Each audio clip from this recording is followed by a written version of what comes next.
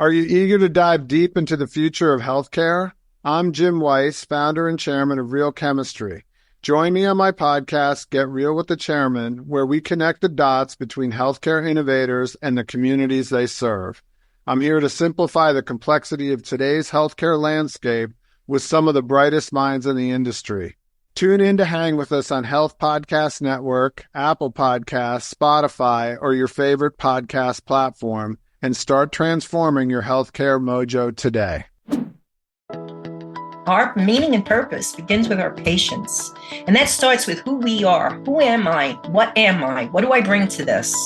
And we have to value that. And we have to be taught how to value that and how to be assertive about it. So it is a multi-pronged thing, I think, the question you asked. And so the answer is pretty complex. What are some of the tools, strategies, and areas of crucial awareness for nurses who want to avoid burnout and maintain the highest possible quality of life, both personally and professionally? Let's talk all about it with author and nursing educator, Dr. Vidette Todaro-Franceschi, right here in episode 508 of The Nurse Keith Show. Hey there, this is Nurse Keith. This podcast is about you, your personal and professional development, your career, and the healthcare system writ large. And I'm here to share education, ideas, and informative interviews with some of the most inspiring people from the worlds of healthcare, nursing, medicine, and entrepreneurship. I love having you along for the ride, and I thank you from the bottom of my nurse podcaster's heart for being part of the growing Nurse Keith Nation. If you'd like to help other people find the show, please consider leaving a rating and review over on Apple Podcasts. That is super, super helpful to help other people find us and check us out. Please consider becoming a patron at Patreon. That's patreon.com/Nurse Keith. As little as $2 a month. If you'd like to do me a solid, that helps us keep things rolling here over at the Nurse Keith Show. You can also just share the show with anyone who you think might enjoy it or get something out of it. And no matter how you're interacting with the show and with me, we appreciate you so very much, including just listening right now like you're doing. This episode of the Nurse Keith Show is brought to you in collaboration with Springer Publishing. They've been delivering award-winning healthcare education and exam prep materials focused on nursing, behavioral health, and the health sciences for more than 70 years, and I thank Springer Publishing for their kind support. Please head over to nursekeith.com to find the show notes for the episode. The show notes can also be found in any app where you happen to be listening on whatever device you are using to do so. And as I said, we're here today with Dr. Vidette Todaro-Franceschi, and she is an author and nursing educator. And Vidette, I'm so happy to have you. And the first question I wanted to ask you is, where did your interest in burnout in nurses come from? Did it spring from personal experience, or did it spring from your observations of our profession? I think it's a combination of things. I was a critical care nurse, and I did develop compassion fatigue, which is a little different from burnout. But I did get to a point where I knew if I didn't make a change in my career, that I was going to start hating what I did. And I think that, so my clinical experience always kept me aware that there are times when you need to just bite the bullet and say goodbye and walk away. I learned that very, very early on in my career, and I wasn't afraid of change. But it really hit me when I started teaching in 1997, and I was teaching end of life, death and dying. I wrote a course called Changing the Face of Death, where I was hoping to get the students, undergraduate students, to be more comfortable with death and dying, and at the same time, have them learn about end of life care. And I had a mix of generic students and baccalaureate students in that group. And it was the baccalaureate students who spoke to me, because a lot of them never had death and dying in their educational experiences. A lot of them were dealing with death and dying at the bedside, and they were suffering from varying stages of compassion fatigue and, in some cases, burnout. I had a lot of ER nurses, and it just struck home with me that we weren't doing the right thing in nursing education, and I needed to address that. So that course really became a course about living, not about dying. It became a course about living and how to deal with the finite nature of life and our patience, and also how to appreciate our lives, how to get up in the morning and look forward to your workday and those kinds of things. I started building it into that course. And over the years, I mean, it took off on its own, really. The whole thing took off on its own. And in 2008, when I did a very nice brief talk, I did 2 talks in Italy at an international conference, and they translated me from English to Italian and I think Spanish.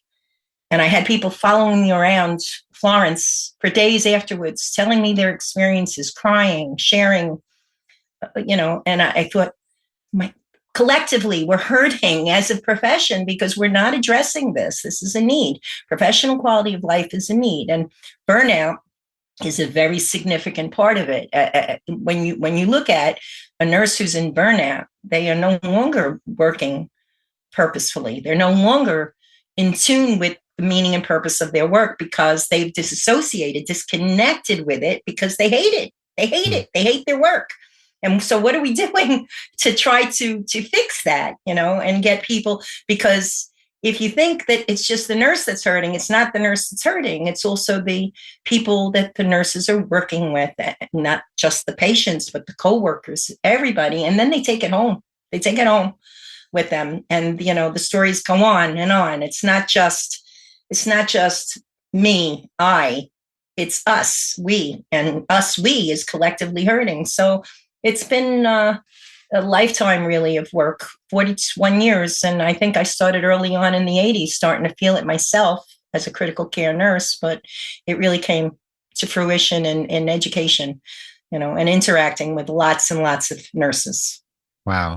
Nurses and nursing students. And I've been there. I've experienced burnout and compassion fatigue myself at various times in my career based on the populations I was working with and how hard I was working and how my boundaries sort of dissolved and I was giving more than I really could and really should. So I've been in that position and it's not comfortable. It's not a happy place to be. No. And you mentioned compassion fatigue, and these words get tossed around a lot out in the ethers. Mm-hmm. And could you just explain from your perspective what compassion fatigue truly is? Yes, because it's really, if you pick up anything, everything defines it differently. Compassion fatigue, from what I've managed to accrue over the years, compassion fatigue has a sudden onset. It is when you're predominantly co-suffering with another. But that co-suffering with another could be a lot of things. Since we have primary trauma, which is trauma that we feel ourselves, and secondary trauma, which is related to others, you can have compassion fatigue from primary trauma. For instance, during COVID, nurses went to work, right? And they weren't wearing appropriate gear. And that not wearing appropriate gear and being afraid for themselves, that kind of went against what we were supposed to be doing, right? We're supposed to be caring for other people. Right. And there's this thought in the back of the head that we're supposed to be self-sacrificing. So those things are at odds with one another. And that's a primary trauma along with a secondary trauma, because every day nurses were facing death and trying to help people survive, right? And dealing with the family members and all the other things that went along with it. So compassion fatigue is a sudden onset. It is really suffering, co-suffering with another. And it could be brought on by any number of primary or secondary traumas, but it's mostly relational.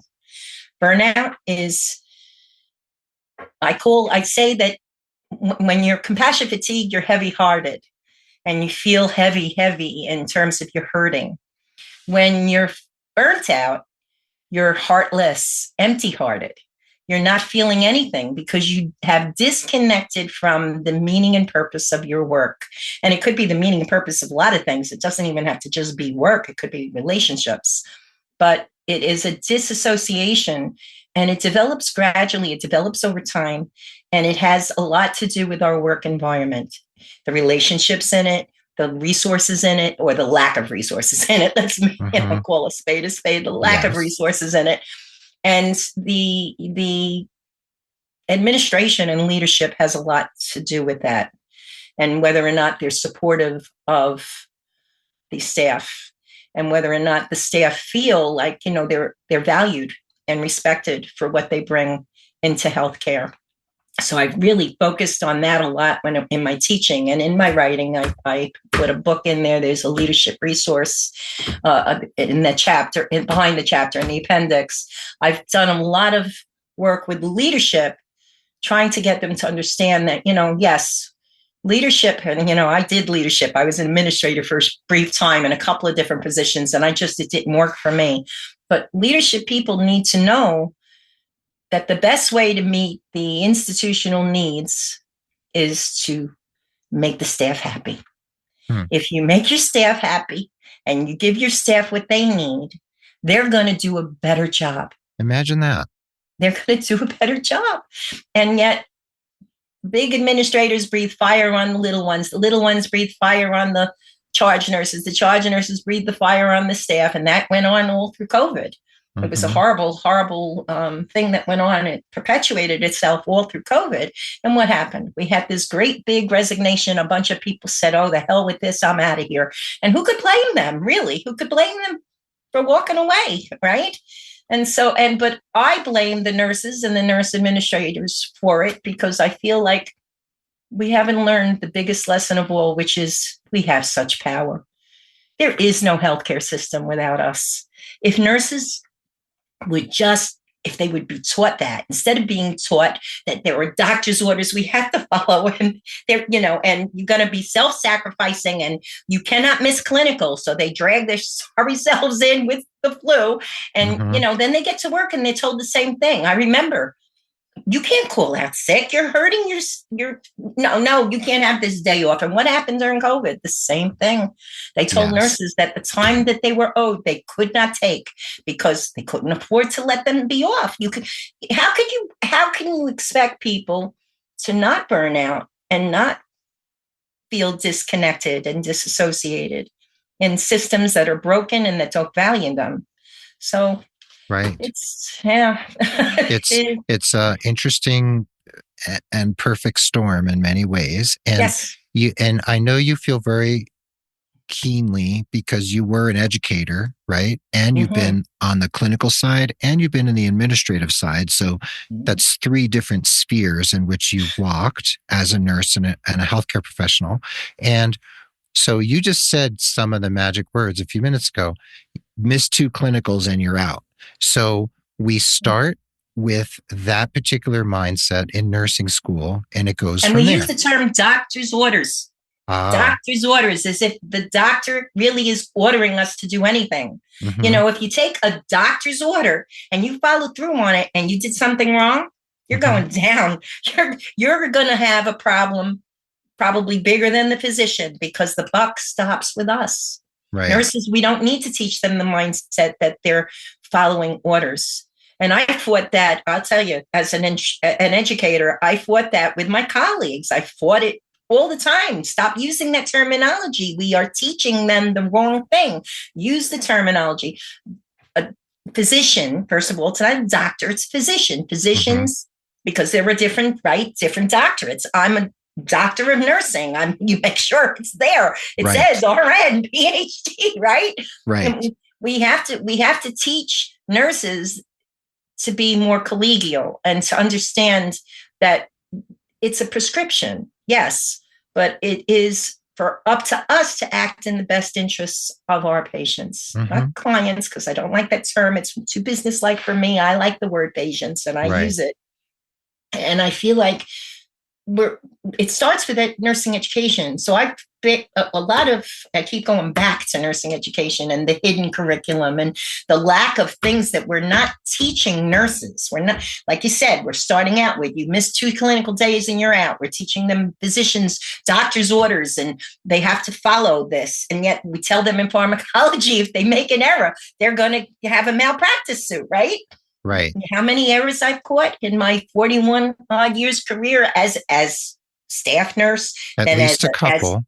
She's CNS. I worked as a CNS in nursing education on the clinical with the students, in the practicums with the students. How many do we catch physicians making errors? Mm-hmm. And we're the stopgap. We're the end of it. So we have to change the mindset. And to me, that's the biggest area of change that we need is nursing education.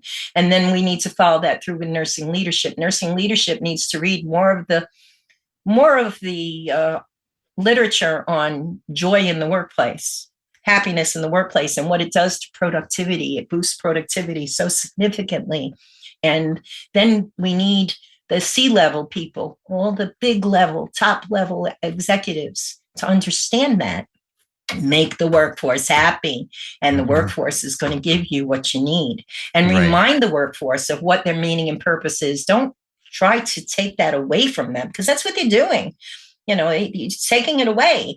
You're taking away, you're telling them how many students have come back to me over the years and told me, you taught me to connect with my patients. And then I get out there in the clinical and they tell me, you're spending too much time with your patients. You're spending too much time talking with your patients, listening to your patients. No, we need to spend that time, because that helps us to reaffirm our purpose, that connection. And when you take it away, what's left?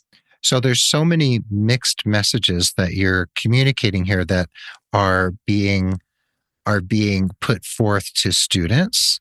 That's right. And then to nurses, whether they're new or whether they're seasoned. You have mixed messages coming down, and you have what I perceive as sort of a dishonoring of why people went into it in the first place, which comes to your comment about meaning and purpose. Because if we miss that, then we're ignoring this huge part of the heart of what brings most people, I'm not going to say every single nurse, but most nurses into the profession. So, in your work as an educator, as an author, everything that you've done, and this book that you wrote, Compassion, Fatigue, and Burnout in Nursing, Enhancing Professional Quality of Life, that Springer published, and that's one reason why you're here. That book, is that one of your main projects in terms of trying to get your message into one compendium where you can communicate all these different concepts in one place that people can take in and have it be part of the literature? Yes. I think that the book in and of itself, it's a classic in that it was really the first book that really addressed these things. But with every edition, I just keep shaking my head and saying, I just wish it would connect with the educators and the leadership folks. And I wish more people would push this, push it to, and forget the sales part. I know Springer wants the sales part. That's very important piece. Everybody does. Okay, sure. Great. Yeah. It's important for them. And I agree. But the message is such a strong message for our profession. And right now, at this point in my life where I'm grappling with health issues and whatnot, for me to have written the third edition was a feat. There's a lot of other things I wanted to do. I wanted to do more talks. I wanted to do some consultant work. I was going to do a lot of other things. And right now I'm not doing any of that. So for me to push the book, I'd like to push this book into the mainstream and see more leadership people using it and see some of the educators picking it up. And I've had people contact me, some educators, some leadership people talking about making changes in the curriculum, making changes in their leadership styles with staff. And that's great. I think we need to do more of that if we want to maintain and strengthen, because we need to strengthen our workforce at this point. True. At this point, we have shortages in all areas of nursing, and we can only expect that to continue unless we make changes in the way we educate and the way we lead nurses. We have to make changes. Right. Because you don't have to go into nursing, and you touched on it. You said most, not all, most nurses, though, do go into it because it's a calling of sorts. They feel compelled to care for people. And then you get in there and you're told, no, you can't care. And not only can you not care for the people, but you can't care for yourself either. Right. That's the, double whammy for nurses to know that they're not going to be valued, they can't care for themselves, and they're not able to care for others in the way that they thought they would be able to, is a rude awakening. Exactly. And we can make, most nurses are very, very bright. They could go into other fields. They don't have to go into fields where they're kicked around. You can become an accountant. You can become an attorney. There's many other things. You can become a physician, even though physicians are leaving in droves too, Sure. because they don't feel valued and respected anymore. They have problems with compassion fatigue and burnout also. Right. And there's this dynamic that I notice that I've talked about on the show before of a lot of nurses feel like, I want to do more. I want to be able to be more effective with my patients. So they go to NP school because they want to be a provider, Right. and they feel like there's a certain amount of control they could have as a provider. They can write prescriptions, et cetera, et cetera. But then when they get out into the world as, let's say, an FNP or a geriatric adult NP, they find their square pegs being pounded into the round hole of the 15-minute visit. Mm-hmm. And then they find they're actually less effective with patients than they were as RNs, because what can they possibly accomplish in 15 minutes? Mm-hmm. I know. So that's also happening on the advanced practice side. And that's a pattern and a manifestation that troubles me a great deal. Oh, yeah, it troubles me too. And I've addressed that. I actually wrote about that in my work. And when I taught about that too. That, again, nurses have to recognize their power. Mm-hmm. Okay. Today, it's the nurses that are running those practices. Right. They are running those practices. The physicians are in the background. You don't see them. You see the nurses, the nurse practitioners. So if you have 10 nurse practitioners for one physician and that one physician is calling the shots, there's a problem with that. The nurses have to get together. They have to huddle. They have to discuss what is the best approach. And then they have to take it to their colleagues, the physicians, and they have to have a sit down with them. Mm-hmm. Because the bottom line is a lot of NPs will say, there are patients I only need to spend 3 minutes with. They come in, we're done. And there are patients I need an hour with. Sure. And they should be allowed to do that because, again, that's professional, that's clinical judgment, okay, that this patient needs more than that patient, and they should be allowed to do that. So this 15-minute clockwork or 20 minutes, whatever they're given, they've got to see X amount of patients a day. This doesn't work because it depends upon the patients, too. You could have one day where you have all these patients that don't require more than a couple minutes. Mm-hmm. So right. then then another day where you need 6 hours for 3 patients. I mean, you can have that. And part of it, I think, is the nurses themselves, because they don't know how to negotiate. They don't know how to sit down and say, hey, look, you need me. This has got to be a two-way street. Mm-hmm. You have to value my judgment. And you have to teach them better. Right. And when we're looking at these issues of compassion fatigue and burnout, and what I see in the subtitle of your book, Enhancing Professional Quality of Life, right. if we don't address quality of life for the professional, then one, we're going to lose them. So there's that, right? And then we're going to hinder quality healthcare too. We're not going to have quality healthcare, which is what's happening. Right. We don't have quality. If you can't have professional quality of life, you can't have quality care. They go hand in hand. So what does it take for nurses to realize that they have this ability, this power to make their needs, their opinions, and the impact they can have on the quality of care known? Do they need to understand why they do what they do and get back in touch with their purpose? Yes. Like, what is it? What's the key to getting them there? There's a whole bunch of pieces to that. That's a very good question. Mm-hmm. There's a whole bunch of pieces to that. But yes, I think that for the most part, nurses need to go to work every day meaningfully and know that, this is why I'm here. This is what I'm here to do.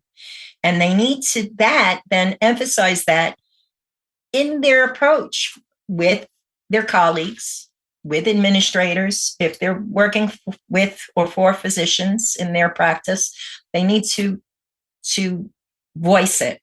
And that, again, goes back to this hidden curriculum. And it really keeps going back to education in the hidden curriculum, that we don't teach people how to voice their opinions. We don't teach nurses that self-care is really important, that the oxygen mask absolutely has to go on our faces first, because otherwise we're going to pass out and nobody's going to get the care. True. We don't teach death and dying in a regular basis. I know some curriculums today, because I fought for that for years and years and years, and some curriculums have built it in, but there is still very much in nursing education this attitude that we only have so much time, and yes, they're going to face death and dying, but really, how much are they going to face of it? Well, why do we need, that much time?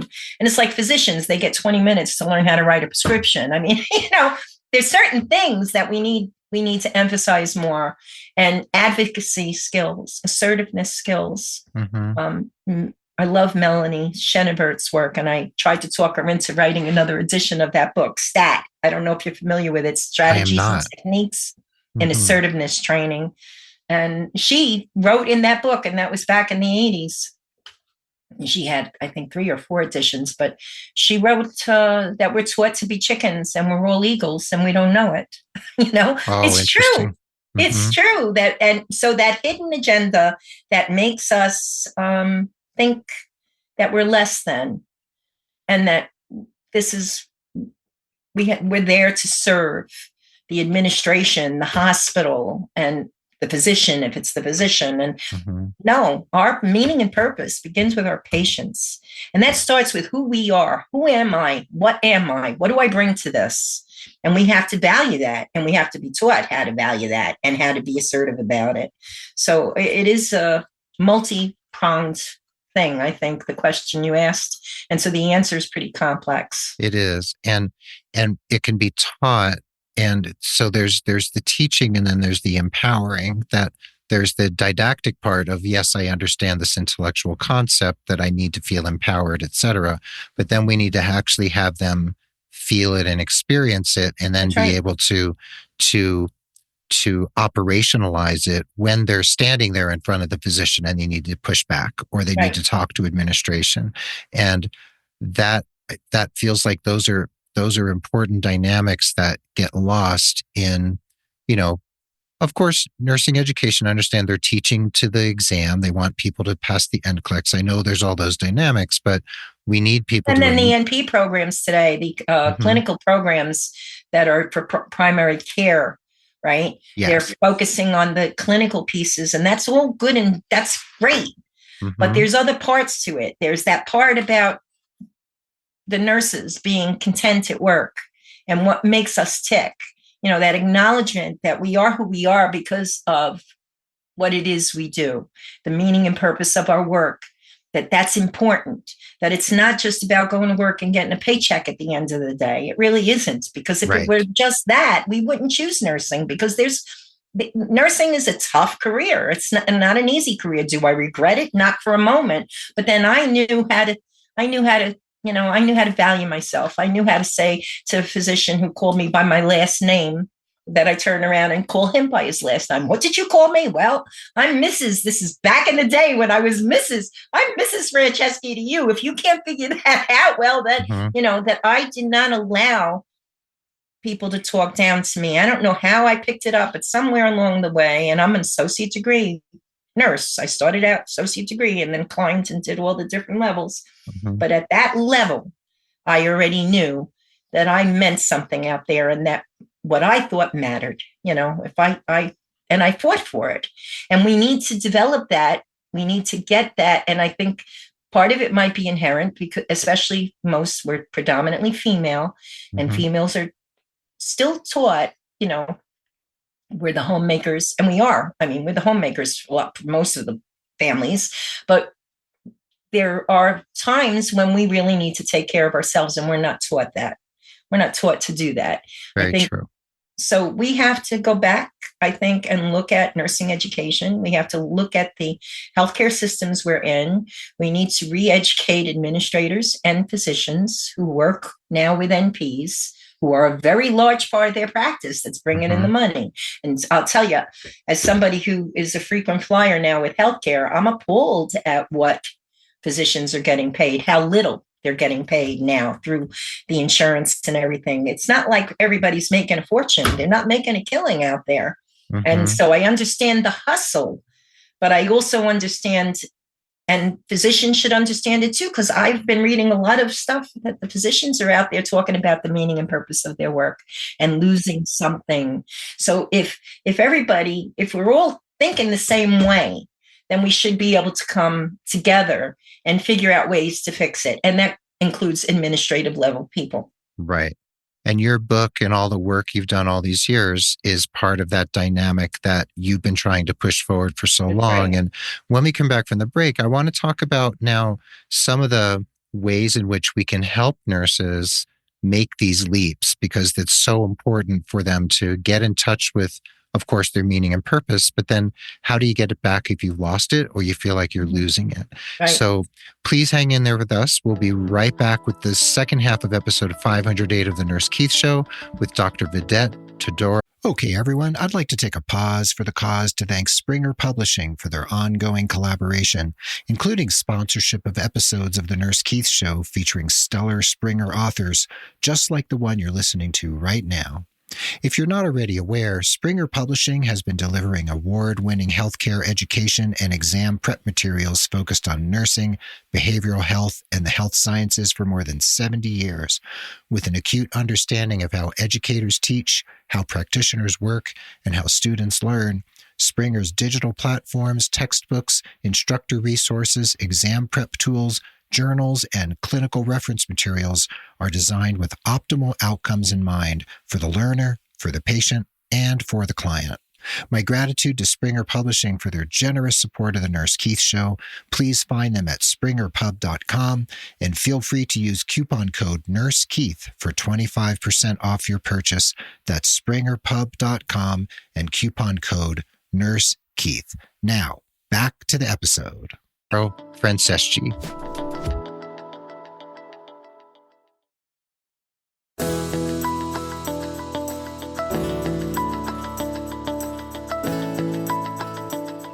And welcome back to the second half of the episode. We're here again with friend of the pod and my new friend and colleague, Dr. Vidette Todaro-Franceschi. And she has written a wonderful book, Compassion Fatigue and Burnout in Nursing, Enhancing Professional Quality of Life, published by Springer Publishing. And it's really a wonderful book, Dr. Todaro-Franceschi. But the first thing I want to talk to or speak to is, I want to ask you about you.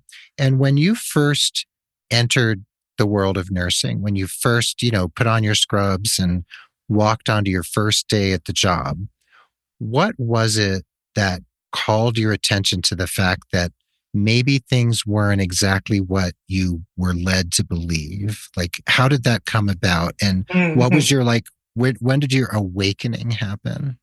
My first clinical position was on a med-surg unit that was predominantly geriatrics, predominantly. And it was a 52-bed unit. And we would have, for the day shift, 4 nurses. For the evening shift, usually 2 nurses. And I worked the evening shift. But when I first went onto this unit, it was predominantly geriatrics. And then we had 6 beds, I believe it was 6 beds. That's the number that sticks in my head, that were devoted to abortions. Mm-hmm. I wasn't given a choice in what unit to work in. I wasn't a GYN nurse. I had no emphasis on that, but it didn't matter to me. I did what I had to do. What hit me right away was the fact that we had codes, constantly with the geriatric patients. And those codes, they were brutal. I mean, really brutal. This was in the 80s. And back then, even though there's no such thing, there were slow codes. Mm-hmm. And I can tell you, as a nurse who never was taught anything about death and dying and how to deal with that, it was really, really hard. And it hit me very, very hard. I remember when I went onto evenings and I was working 26 beds by myself. We had 3 nursing assistants on the unit. And it was an interesting dynamic having that situation. Mm-hmm. And so you were really, and one of the 2 nurses was put on charge besides. So, and you were handling paper charts back then. This is 1980, 82, 82, 83, 84. I worked in the same hospital. And I remember one night I had a patient who was mouth breathing, and he was obviously dying. He was chain stoking. He was nearing the end of his life. And I was a brand new GN. I wasn't even an RN yet. I was a GN. We didn't have the board results, but they allowed us to work because back then you had a shortage of nurses too. And he was mouth breathing, and he had a nasal cannula, and it really disturbed me that he had this nasal cannula. And back then we couldn't go into a closet and pull out a mask and swap it out. We had to call respiratory therapy, but you couldn't call respiratory therapy unless you had a physician quote order. So I called up the physician who was a resident, and I said, please, I need a mask. I need to get him off this nasal cannula, and I need to put him on a mask. And he said, it doesn't matter to him. He's dying. And I said, it matters to me. He's gasping for air. And, I have no fan. There's nothing I could put in the room to help him. I would like to put a mask to give him more air, just, to appease me that I had to look at him. And this physician was so angry with me. And I said to him, look, I know if this was your father, that was always my approach. I know if this was your father or your grandfather, you would come up here and he would have a face mask. There you go. A little bit went by, and this guy came up, and I heard the stairwell door slam. And he came and went into the patient's room, came back out and wrote the prescription for the face mask. Well done. But it was a rude awakening for me that I would have to fight so hard.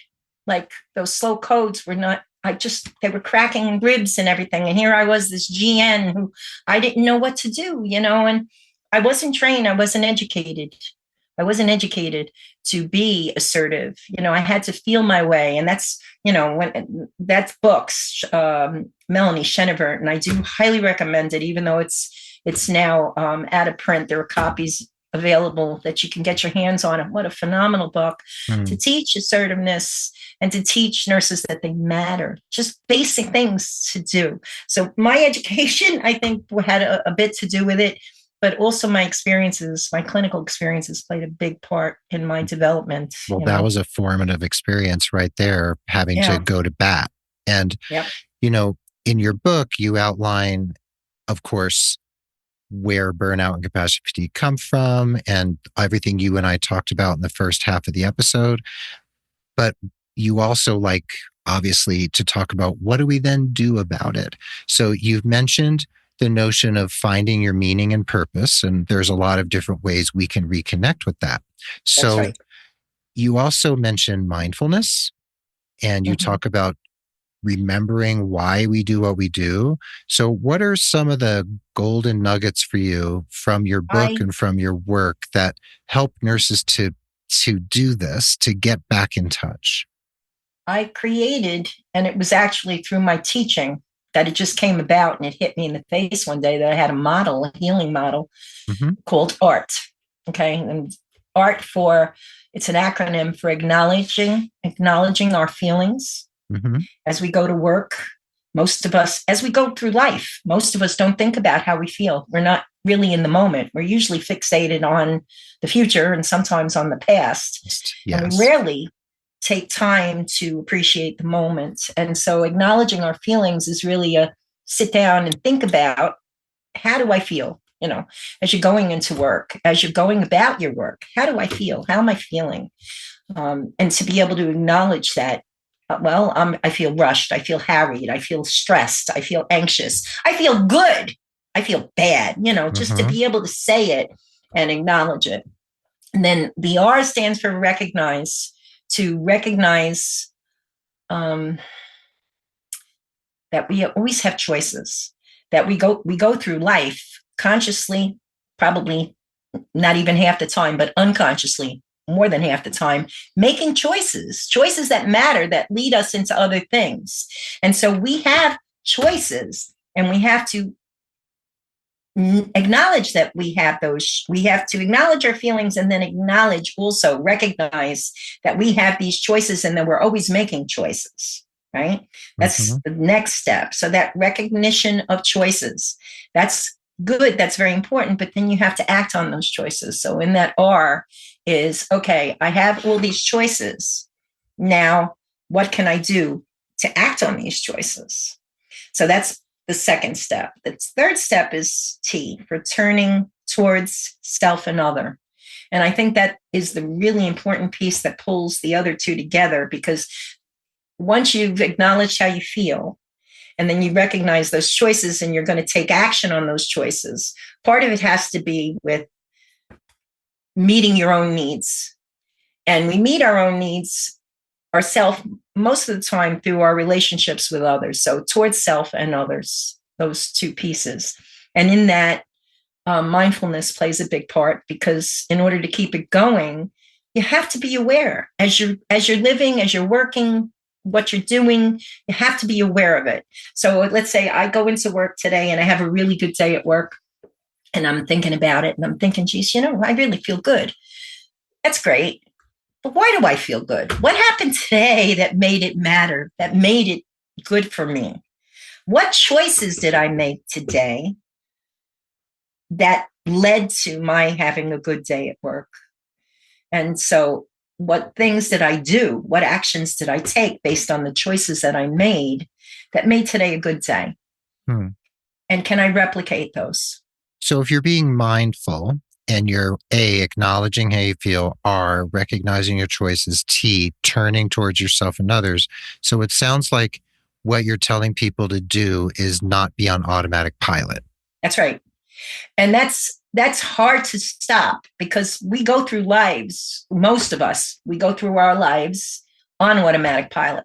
Right. We do. We do. We have a routine. We get up in the morning, we do this, we do that, we do the next thing. And when we get to work, we also do the same thing at work. And we really can't be on automatic pilot, because when you do that, you become robotic, and nobody feels good feeling like a robot. That's not a feel good feeling, being robotic. And any nurses you talk to that say, yeah, I've become very robotic. I've become this is boom, boom, boom, boom. This is what I do. Do you feel good about it? No, they don't feel good about it. That's why a lot of nurses change careers or go and step up in education or change positions a lot, because they're not happy, right? And, that wouldn't be terrible, because I tell nurses all the time, if you're not happy, make a change. I'm all for that. Nobody should stay in a place where they're unhappy. The problem is that nurses are leaving nursing entirely, and we're in a glut now where we don't have sufficient nurses. So the nurses who are working, it's hard for them to find meaning and purpose in their work when there's this lack of resources, and administration breathing down their neck to do more with less. You can't be happy like that. So it's like this vicious cycle, and we can put a stop to that, because there's power in numbers. We are the workforce. Nursing is healthcare. Without nursing, there is no healthcare. In every area. In ambulatory care, now it's in primary care, because now we've got NPs in primary care, and we have a large number of NPs out there. They're powerful. They all get together. They're very powerful. That's true. The one isn't, but the many are. And so that's where we need a collective vision, and we need to have these huddles where people get together and they do art together. They do that acknowledgement of just how we collectively are feeling. How are we collectively feeling as a group of nurses, maybe working for this physician group or working for this hospital? How are we feeling? And it could be staff level nurses. It could be leadership level nurses, or it could be all the nurses together in a facility to come together and huddle and acknowledge, and then recognize the choices that we have. And, I have many, I've heard this many times over the years. I don't have a choice. Doing nothing is a choice. Doing nothing is a choice. We have to understand that when we sit back and sit on our hands, we've chosen not to do anything. And that's a choice. It's not a good choice most of the time. And so if we can all come together and we could practice art and then turn towards each other, and I did this when I worked as a clinical nurse specialist, For 4 years, I had a position. I was the only clinical nurse specialist, med-surg clinical nurse specialist in a hospital. And I had a background in critical care. So, I was always in the critical care units too. But I would actually, when the head nurses had their meetings, I would have them, encourage them to do these little groups where they got together and they did these exercises. And again, I got this from Melanie Chenevert, where you turn to the person to your left or right and you look at them and you say one good thing about them and one good thing about yourself. Do you know how, number one, so many people don't know anything about the people they're working with. They all say the same things over and over and over again because they don't know anything about the people they're working with. Mm-hmm. But what was even more astounding, and it was absolutely true because she said it in her book, we have a hard time saying good things about ourselves.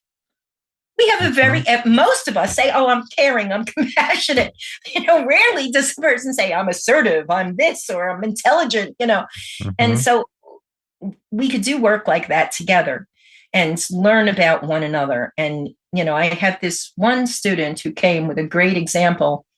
She was working in an area where she had to interact with this nurse on a regular basis. And this nurse gave her a very bad way to go for a couple of months until finally she snapped on her and said, look, I don't know what your problem is.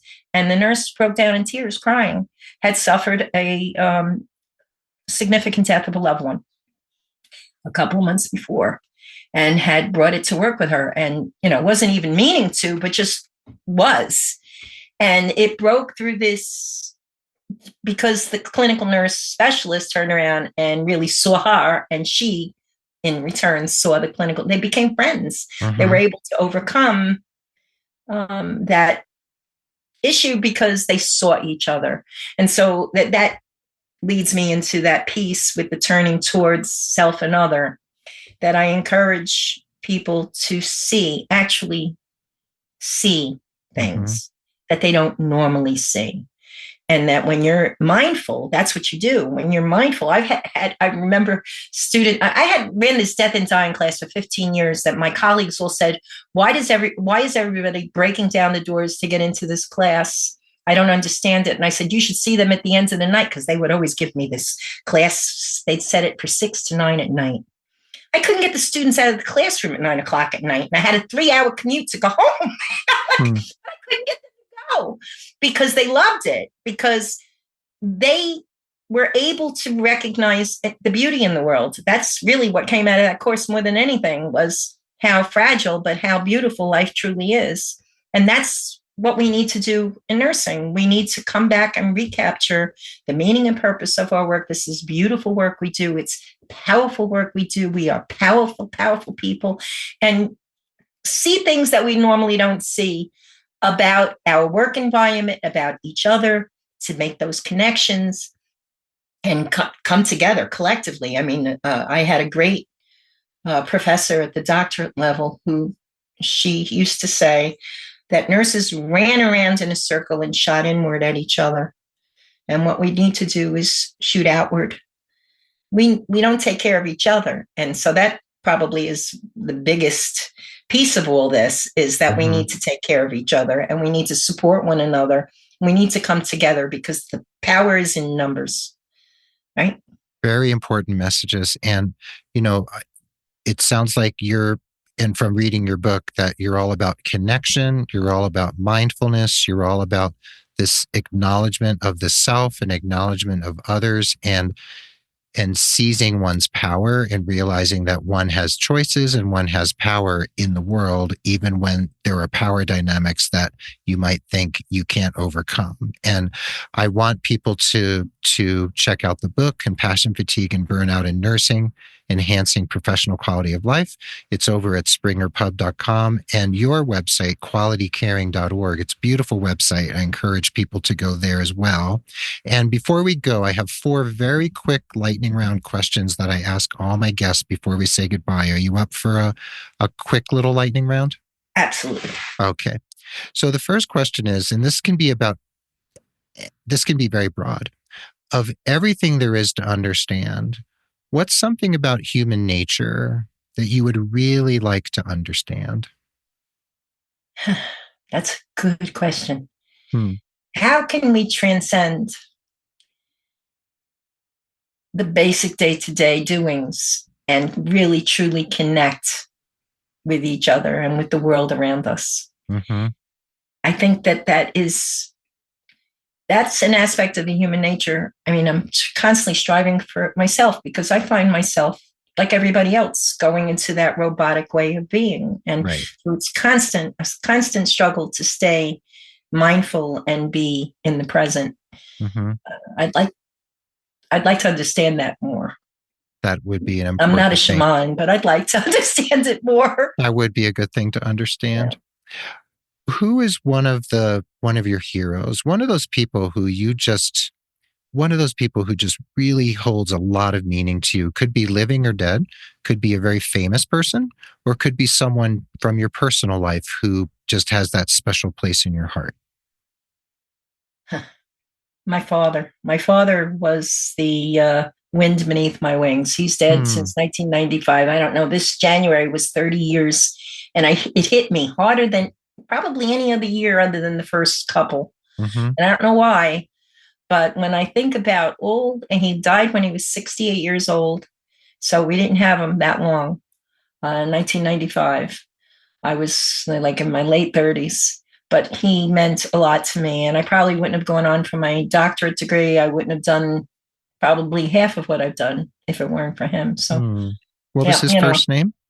Ernest. Ernest. Ernest. Oh, that's lovely. Yeah. That's lovely. Ernie. Thank you. Yep. Now, the third question. You mentioned one book already that has a lot of meaning for you, but is there a book? It could even be a film or a movie, like anything out there in the culture that is one of those places you go back to over and over because it's just a touchstone for you. Mm-hmm. Yes, the little book, The Precious Present. And I'm right now blocking the name of the author, but hold on a second and I can give it to you. Spencer Johnson, The Precious Present. The Precious Present. It's a tiny little book. Mm-hmm. And I've given more copies of this book out to people over the years. I can't tell you. Anybody who is struggling with life and with all the challenges of life, it's a tiny little book. It's an hour read at most. I mean, there's not even that many words on a page, but it's to be read slowly. Mm-hmm. This is also the author of Who Moved My Cheese, which is a great book. Yes, that's a famous one. Yeah, yes. Good one. Yes, that's but this great. book is better than that one. This is everyone should have a copy of this book close by. The Precious Present. Thank you. The Precious Present. Thank you. Okay, last question. If you were named Queen of the World tomorrow, which I think would be a great thing, and you had ultimate power, you could do everything you ever wanted to do, what would be your first act as queen to improve the lives of your subjects? You could do anything. That's also a hard one. The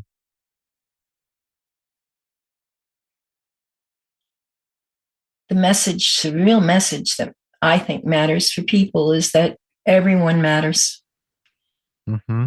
And how do you get that message out that everyone knows that they matter and that we're all equal?